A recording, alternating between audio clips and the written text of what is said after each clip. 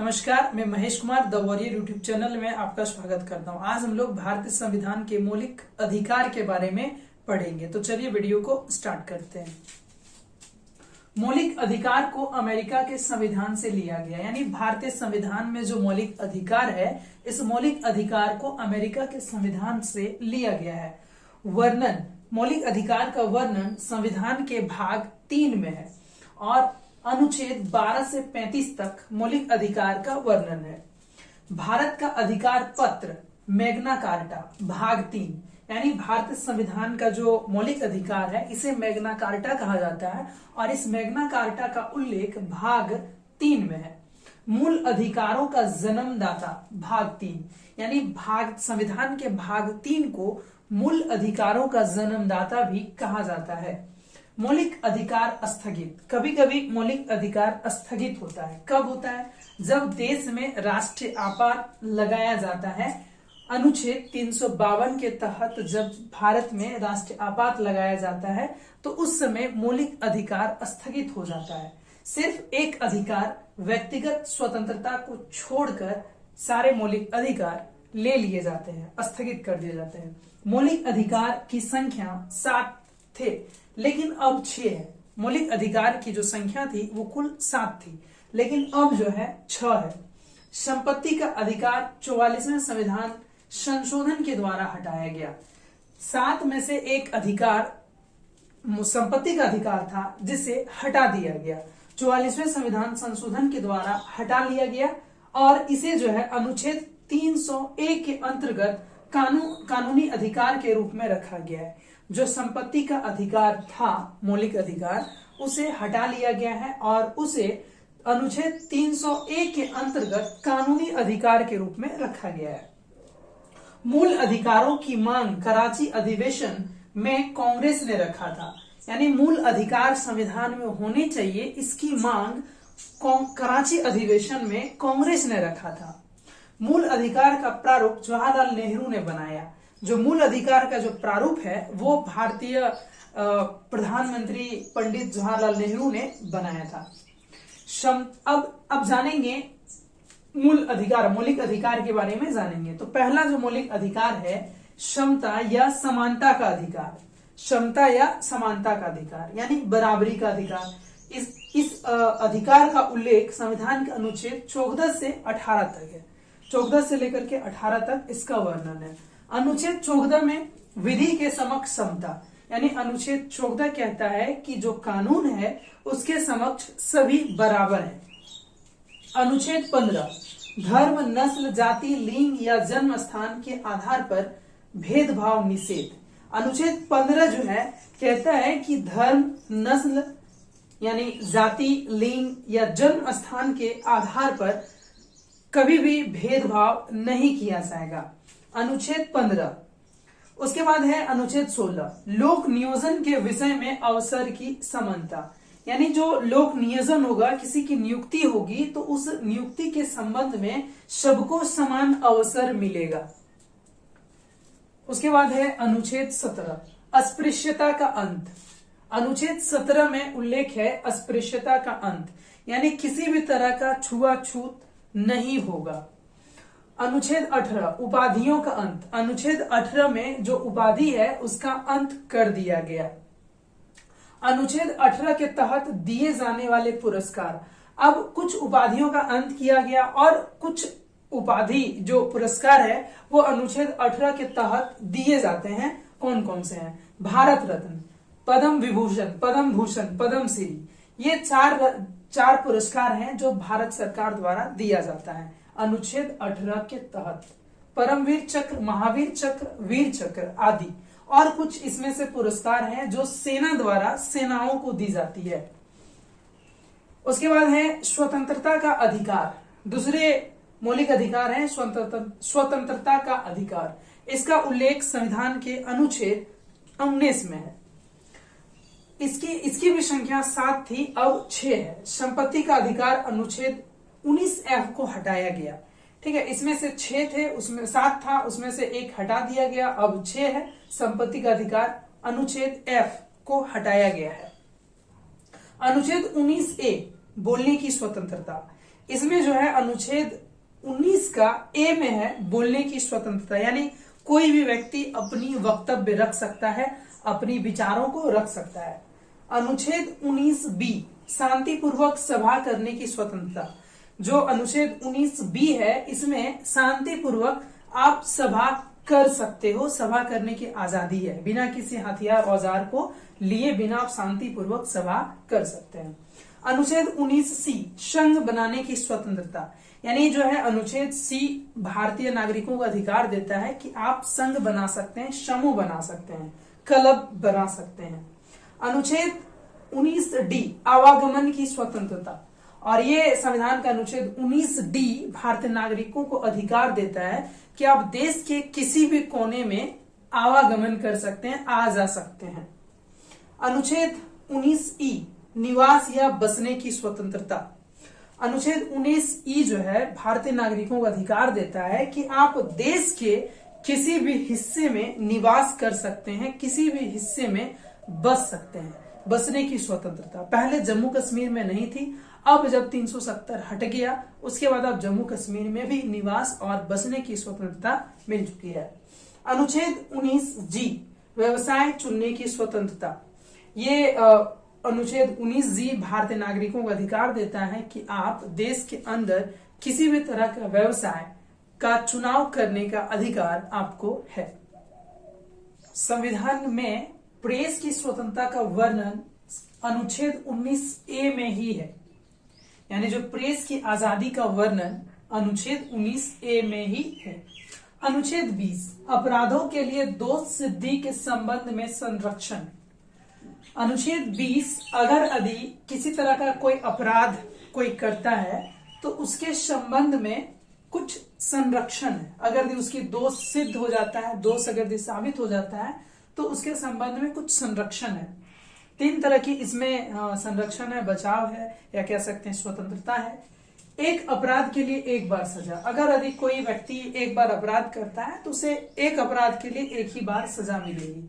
अपराध के समय के कानून के तहत सजा, और जो अपराध होगा उस समय जो कानून है उसी कानून के तहत उसे सजा दी जाएगी। खुद के विरुद्ध गवाही देने के लिए बाध्यता नहीं।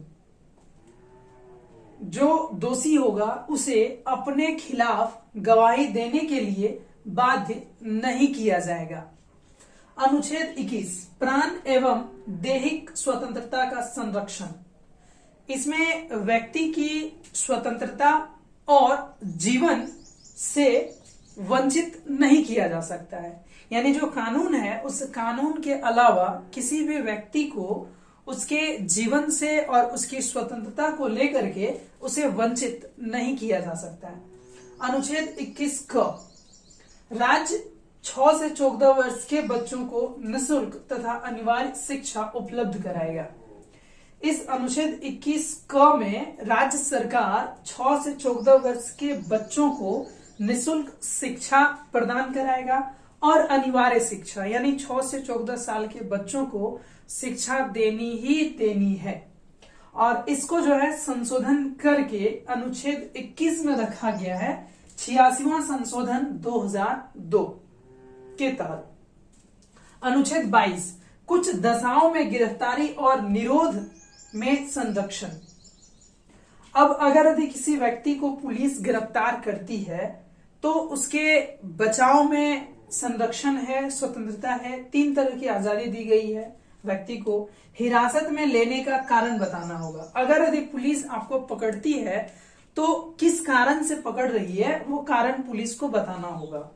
दूसरा है 24 घंटे के अंदर दंडाधिकारी के पास पेश करना होगा, यानी 24 घंटे के अंदर, यानी वाहन से ले जाने के समय को छोड़ करके, ले जाने और ले आने के समय को छोड़ करके 24 घंटे के अंदर दंडाधिकारी के पास दोषी को, यानी जिसको गिरफ्तार किया जाएगा, उसे पेश करना होगा। अब तीसरा आजादी है, स्वतंत्रता है, मनपसंद वकील से सलाह लेने का अधिकार, यानी जिसको पकड़ करके ले जाती है पुलिस, वो अपने किसी भी मनपसंद वकील से मामले में सलाह ले सकता है। मौलिक अधिकार तीसरा मौलिक अधिकार है शोषण के विरुद्ध अधिकार। शोषण के विरुद्ध अधिकार, और इसका जो है वर्णन अनुच्छेद 23 से लेकर के 24 तक में है।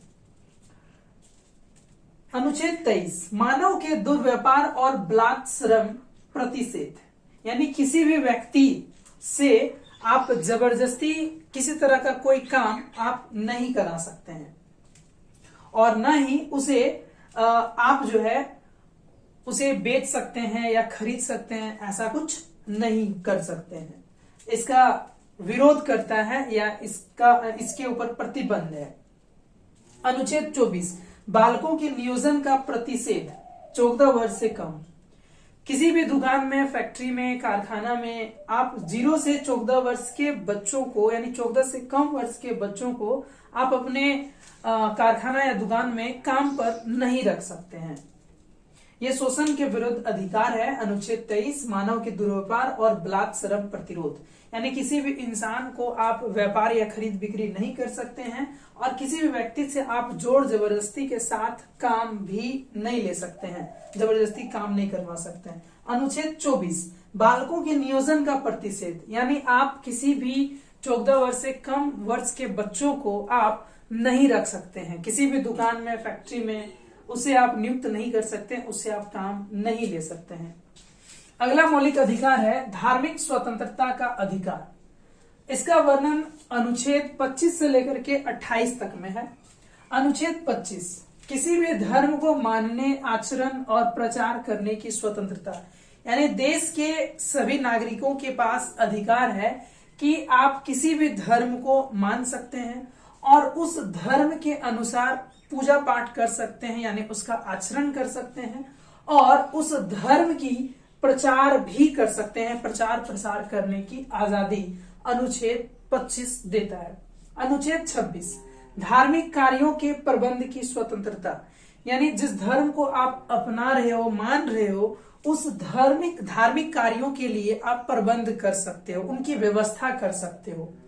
अनुच्छेद 27 किसी धर्म के पोषण, उन्नति के लिए कर देने के लिए बाध्यता नहीं होगी, यानी अगर यदि कोई व्यक्ति किसी भी धर्म के पोषण के लिए या उसके उन्नति के लिए आपसे कर लेने के लिए बाध्य नहीं कर सकता, यानी आपसे कर लेने को आपको बाध्य नहीं कर सकता है।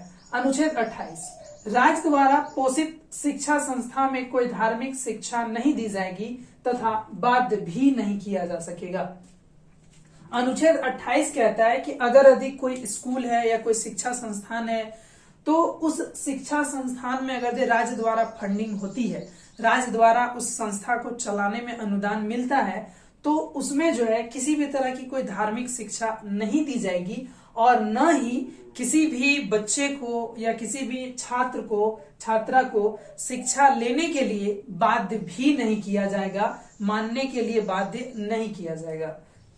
पांचवी मौलिक अधिकार संस्कृति एवं शिक्षा संबंधी अधिकार। इसका वर्णन संविधान में अनुच्छेद 29 से 30 तक है।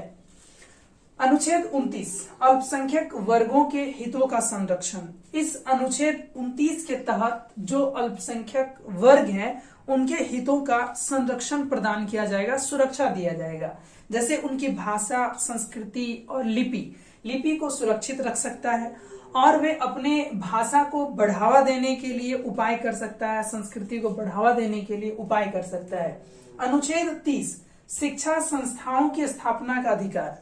अनुच्छेद 30 जो है अल्पसंख्यक वर्ग को अधिकार देता है कि वे अपने हिसाब से अपने भाषा को, अपने संस्कृति को बढ़ावा देने के लिए शिक्षा संस्था का स्थापना कर सकता है। 44वें संविधान संशोधन 1978 के द्वारा अनुच्छेद 31 संपत्ति के अधिकार को हटाकर अनुच्छेद 300A में रखा गया है। अब जो अनुच्छेद 31 में संपत्ति का अधिकार का वर्णन था, उसे 44वें संविधान संशोधन के द्वारा हटा करके अनुच्छेद 300A में रखा गया है। अगला मौलिक अधिकार है संवैधानिक उपचारों का अधिकार। संवैधानिक उपचारों का अधिकार, अगर यदि जो आपका मौलिक अधिकार है उसके साथ अगर यदि हनन होता है, उनका हनन होता है, तो फिर आप उनके उपचार का अधिकार आपको मिला हुआ है। ये कौन से अनुच्छेद में है? अनुच्छेद 32। डॉक्टर भीमराव अंबेडकर ने संविधान का आत्मा कहा है, यानी जो संवैधानिक उपचार का अधिकार है इसको डॉक्टर भीमराव अंबेडकर ने संविधान का आत्मा कहा है। इसके तहत मौलिक अधिकार के हनन होने पर न्याय के लिए आप न्यायालय जा सकते हैं। अगर यदि संविधान में जो भी उल्लेख है, जो अधिकार आपको दिया गया है, उस अधिकार का अगर यदि हनन होता है तो उसे आप पाने के लिए, उसके न्याय के लिए आप न्यायालय जा सकते हैं। अनुच्छेद 33।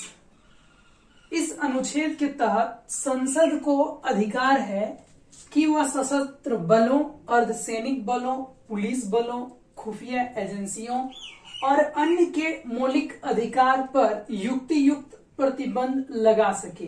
यानी इन लोगों के ऊपर जो भी मौलिक अधिकार इन लोगों को दिया गया है उस पर अगर यदि कहीं उपयुक्त हो तो प्रतिबंध लगा सकता है।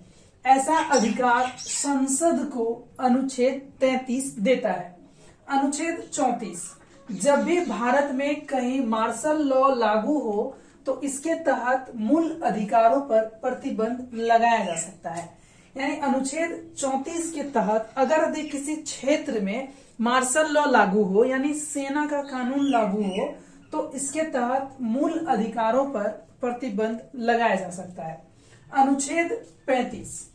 इसके तहत संसद को कुछ विशेष मूल अधिकारों को प्रभावी बनाने के लिए कानून बनाने की शक्ति है। अनुच्छेद 35 के तहत संसद के पास यह अधिकार है, या संसद को अधिकार है कि कुछ विशेष मूल अधिकारों को मजबूत करने के लिए या प्रभावी बनाने के लिए उसके लिए कानून बना सकता है। इसके आगे हम लोग अगली कक्षा में पढ़ेंगे। उम्मीद है कि वीडियो अच्छा लगा होगा। अगर यदि वीडियो अच्छा लगे तो वीडियो को लाइक करें और कमेंट करें। चैनल को सब्सक्राइब नहीं किया तो चैनल को सब्सक्राइब करें और शेयर भी करें। तब तक के लिए जय हिंद, जय भारत।